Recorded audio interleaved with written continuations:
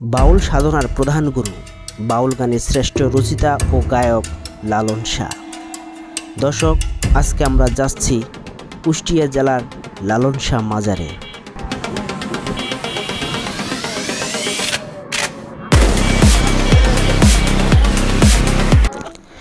এটা হচ্ছে লালন শাহ মাজারের প্রধান গেট। এই গেটের ভিতর দিয়ে আমাদের লালন শাহ মাজারের কাছে যেতে হবে। চলুন তাহলে লালন শাহ মাজারের বিষয়ে কিছু জেনে আসি।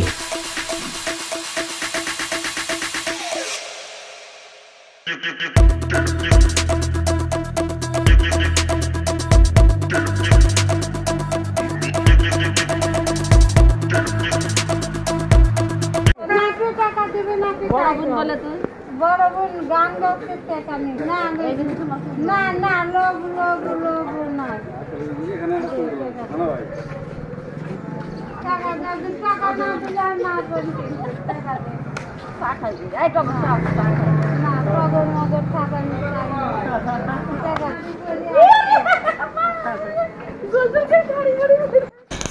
এই মহিলাগুলো হচ্ছে লালনের শিষ্য, আর লালনের সাধনায় তারা পাগল, এক ধরনের পাগলের মতো হয়ে থাকে। তারা প্রচুর লালনের ভক্ত, তারা সবসময় লালনের সাধনা করে।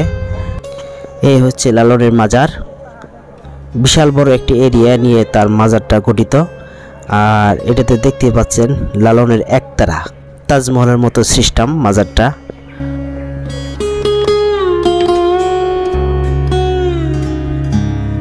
মাজারের পাশেই একটি অডিটোরিয়াম আছে, আর এই অডিটোরিয়ামের নিচতলায় তার অনেক ভক্ত দূর দূরান্ত থেকে এসে এখানে রাত কাটায়, এবং প্রতিদিন বিকাল হলে এখানে গান বাজনা হয়। অনেক সাধনাও করে এই জায়গাটিতে দেখেন।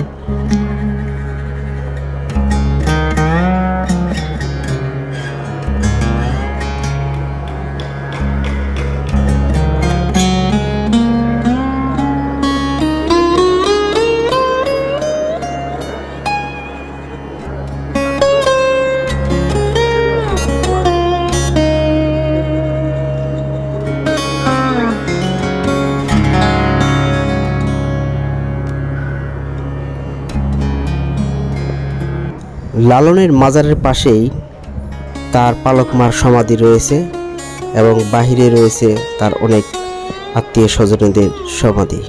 লালনের কোনো প্রাতিষ্ঠানিক শিক্ষা ছিল না, কিন্তু নিজ সাধনা বলে তিনি মুসলিম হিন্দু ধর্মের উপর গভীর জ্ঞান লাভ করেন। তার রচিত গানে সেই জ্ঞানের পরিচয় পাওয়া যায়। লালন শাহ প্রায় 2000 গান রচনা করেন। তার গানের মধ্যে রয়েছে জীবনের আদর্শ, মানবতাবাদ, অসাম্প্রতিক দৃষ্টিভঙ্গি প্রকাশ পায়। তার বিখ্যাত গানগুলোর মধ্যে খাঁচার ভিতর অচিন পাখি, আরে ধরতে পারলে মনো বেড়ি দিতা পাখির পা।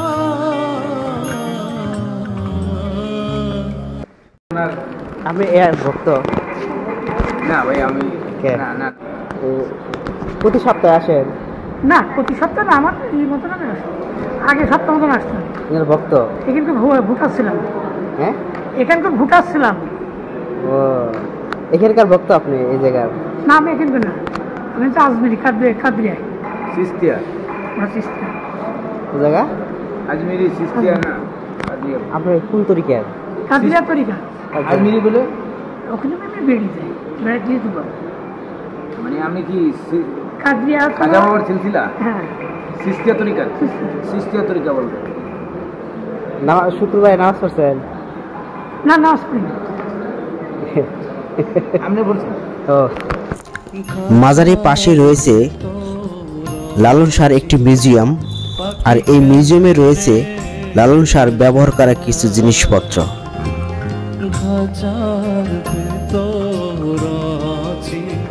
পাখি কেমনে আসে যায় তারে ধরতে পারলে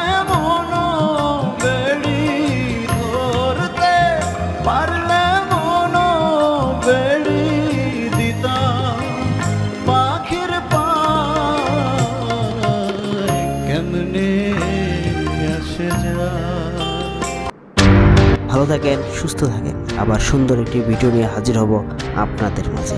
আল্লাহ হাফেজ।